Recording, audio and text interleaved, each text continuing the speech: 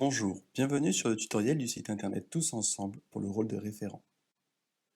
Le référent d'un élève est en charge de vérifier au bon déroulement du lien entre l'école, la famille et le médico-social.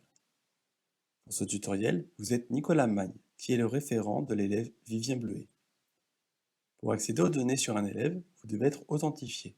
Pour vous connecter, vous devez renseigner votre adresse mail et votre mot de passe, puis cliquer sur le bouton Se connecter. En cas d'oubli de votre mot de passe, vous pouvez cliquer sur Vous avez oublié votre mot de passe, saisir votre adresse mail, cliquer sur Soumettre et cliquer sur le lien du mail pour réinitialiser votre mot de passe. Vous arrivez sur le tableau de bord, depuis lequel vous trouvez la liste des élèves que vous suivez ainsi que les prochaines réunions prévues à propos de ces élèves. Vous pouvez filtrer par établissement et au niveau scolaire ou rechercher un élève par nom. Nous allons accéder aux informations concernant Vivien Bleuet. Pour accéder au dossier, vous pouvez cliquer sur son nom pour dérouler le sous-menu, puis sur Accéder au dossier. Cela vous redirige vers le dossier de Vivien dans la rubrique Profil. L'onglet Profil présente les informations sur l'élève et ses particularités sur différents thèmes. En haut à droite, vous trouverez le bloc Quoi de neuf pour être au courant de ce qui a été récemment posté dans le dossier de l'élève. Sur cet onglet, les informations sont présentées sous forme de blocs, avec une catégorie thématique et des items associés. Toutes les catégories et items sont personnalisables. Vous pouvez cliquer sur l'icône de modification pour en éditer le contenu. Par exemple, ici, dans la catégorie scolarité, nous cliquons sur Éditer, puis ajoutons que Vivien est en Ulysse depuis 2019. Vous pouvez aussi supprimer un item en effaçant le contenu de l'item. Ou encore, supprimer une catégorie entière en cliquant sur les 3 points, puis Retirer. Cela entraînera la suppression de la catégorie et l'ensemble des items associés. Pour ajouter une catégorie, vous pouvez cliquer sur le bouton Ajouter un bloc. Ici, par exemple, nous ajoutons un bloc Allergie pour indiquer que Vivien est allergique au pollen.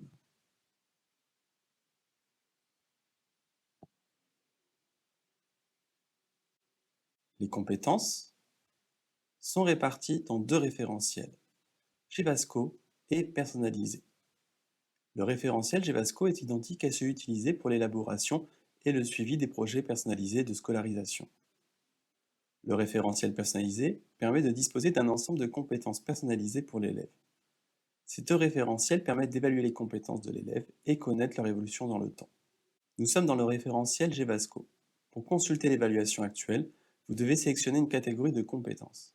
Ici, nous allons dans la catégorie Tâches et exigences générales en relation avec la scolarité. Lorsque vous avez sélectionné la catégorie, vous pouvez choisir de consulter les compétences en cours de travail, les compétences acquises et les compétences archivées. Ces dernières regroupent des compétences qui ne sont pas forcément acquises et qui ne font pas actuellement partie des objectifs fixés pour l'élève. En cliquant sur l'un de ces sous-menus, vous accédez à la liste des compétences qui le composent et à leur dernière évaluation. Vous pouvez également consulter l'évolution des compétences dans le temps en cliquant sur Évolution. Vous y trouverez un radar d'évolution des compétences ainsi qu'une courbe de progression pour les compétences de la catégorie sélectionnée. Pour le radar d'évolution, 3 correspond à une compétence maîtrisée, 2 moyennement et 1 non acquis. Si vous souhaitez récupérer les données d'évaluation, en cliquant sur les 3 traits en haut à droite du graphique, vous avez la possibilité d'exporter les différents graphiques ainsi que le contenu de la catégorie et l'évaluation associée au format CSV ou Excel. Pour accéder au référentiel personnalisé, il faut cliquer sur la liste déroulante, puis valider la sélection. Le référentiel personnalisé fonctionne de la même manière que le référentiel Gevasco, avec l'affichage par catégorie de compétences, puis en fonction des sous-menus en cours, acquises et archivées. En tant que référent, vous pouvez modifier le référentiel personnalisé en cliquant sur le bouton Gérer le référentiel personnalisé en haut de la page.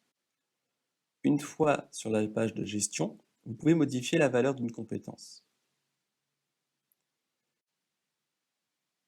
mais aussi modifier, ajouter ou supprimer des catégories et des compétences.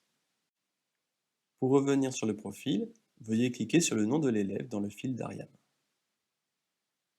Le carnet de solutions permet de partager les astuces psychoéducatives qui fonctionnent avec ses élèves. Vous pouvez chercher une solution par titre ou par auteur. Il est également possible de trier les solutions par date, titre ou auteur. Il faut penser à valider votre choix. Pour ajouter une solution, vous devez cliquer sur le bouton « Ajouter une solution » et un formulaire vous permettra de renseigner le contenu de votre solution. Il faudra donner un titre à votre solution, puis inscrire le contenu. Une fois validée, la solution est publiée. Il est possible de faire des retours sur les solutions publiées en utilisant la fonctionnalité de vote. Le vote vous permet d'indiquer si vous utilisez ou non la solution après l'avoir testée. En tant que référent, vous pouvez modérer le carnet de solutions et donc éditer ou supprimer des solutions en fonction des discussions et de l'évolution de l'élève. Ici, par exemple, nous supprimons la solution proposée par nous, Nicolas Magne.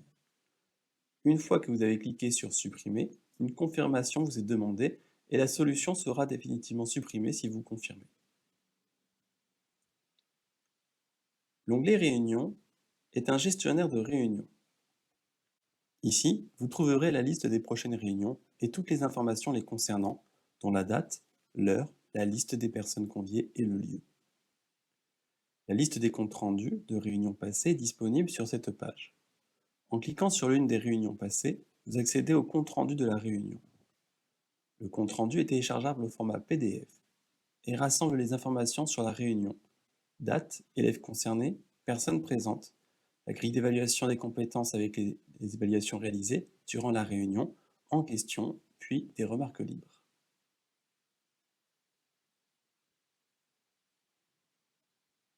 En tant que référent, vous pouvez planifier une réunion. Pour cela, vous pouvez cliquer sur le bouton « Ajouter une réunion » et renseigner des informations sur la date et l'heure, le lieu ainsi que les personnes conviées. Une fois validée, la réunion est créée et sera visible pour tous les utilisateurs associés au dossier et conviés à la réunion. Par exemple, ici nous planifions une réunion le 30 juin 2022 à 8 h en salle B322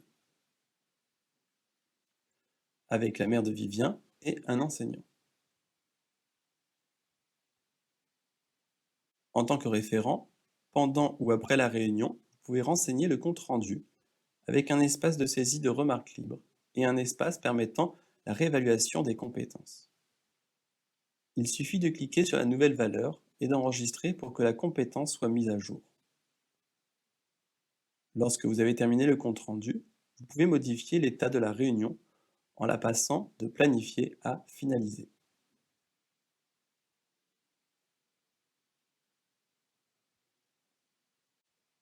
Les actualités permettent de partager un événement passé, présent ou futur, susceptible d'avoir un impact sur l'élève et son comportement. Sur cette page, vous pouvez consulter toutes les actualités publiées par vous-même ou un utilisateur associé au dossier. Pour ajouter une actualité, vous pouvez cliquer sur le bouton « Ajouter une actualité » et renseigner son contenu dans le formulaire. Une fois validée, l'actualité est publiée. Comme pour le carnet de solutions, vous pouvez en tant que référent modérer le contenu de cette rubrique en supprimant une actualité. Ici, par exemple, nous supprimons la dernière actualité publiée. Il faut cliquer sur l'icône de suppression, puis confirmer pour que l'actualité soit définitivement supprimée.